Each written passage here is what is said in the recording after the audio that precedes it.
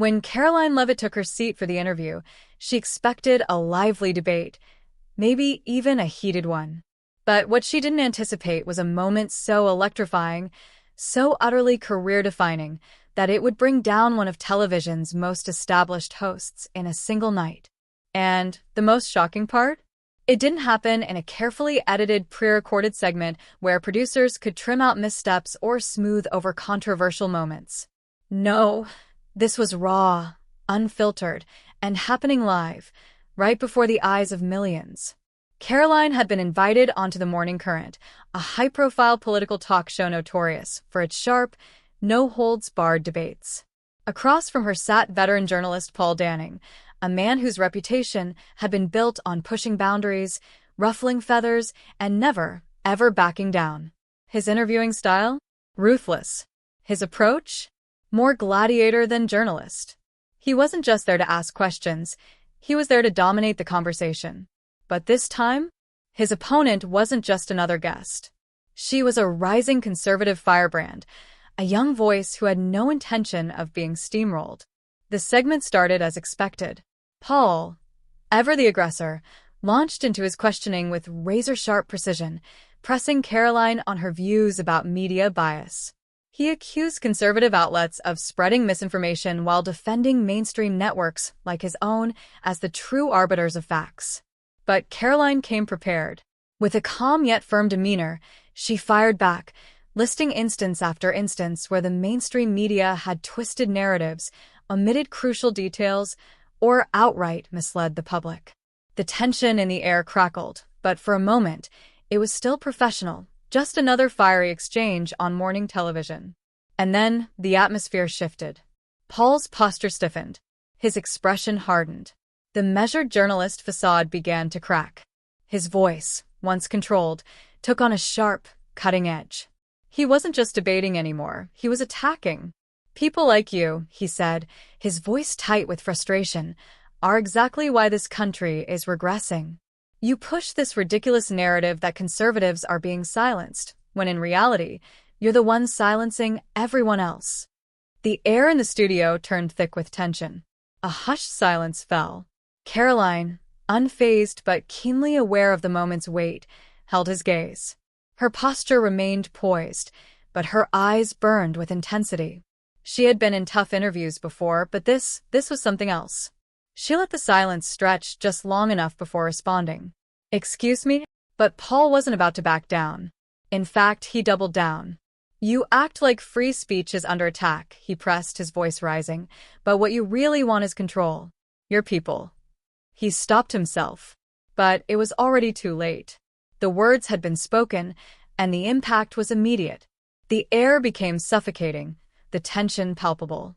The producers, who had been mere observers up until now, exchanged nervous glances. The crew stood still, holding their breath, waiting for what would happen next. Karoline didn't need to raise her voice. She didn't need to interrupt. She didn't even need to argue. Instead, she asked one simple question. Would you like to clarify what you mean by your people?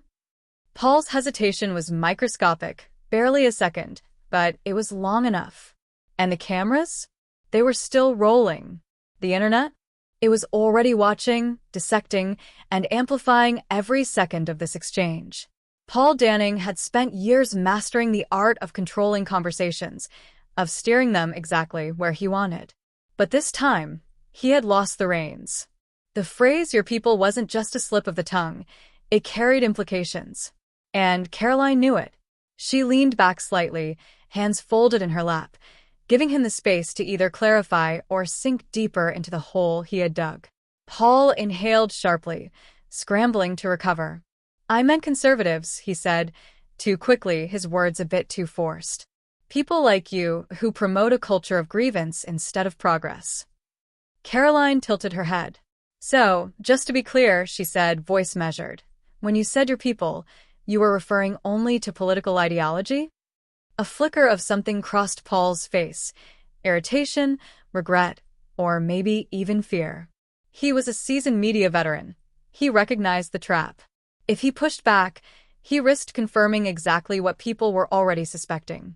If he admitted it was a misstep, he looked weak. So instead, he deflected. Oh, come on, Karoline.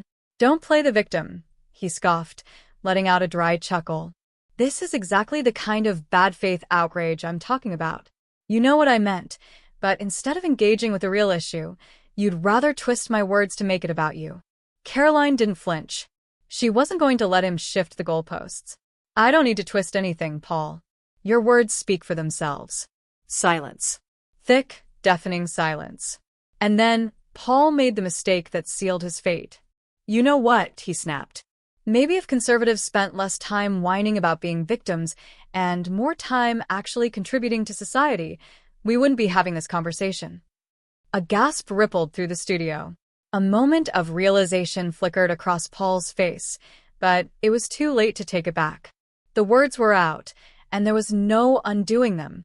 Karoline let them hang in the air, then, ever so calmly, asked, "Are you saying conservatives don't contribute to society, Paul?" He exhaled, rolling his shoulders back. "I'm saying this constant obsession with being cancelled is exhausting." And just like that, the internet exploded. Within minutes, the clip was everywhere, flooding social media, making headlines, igniting furious debates. The hashtag Paul Danning trended alongside hashtag media bias exposed and hashtag Karoline was right. Sponsors started pulling out. By nightfall, major advertisers had suspended their partnerships with the network. Damage control kicked into high gear. But the storm was too big, too relentless. By the next morning, the network had no choice. At 9:15 a.m., they released a statement. Effective immediately, Paul Danning is no longer affiliated with NBS News. We thank him for his years of service and wish him the best in his future endeavors. The fallout was nuclear. Some called it justice.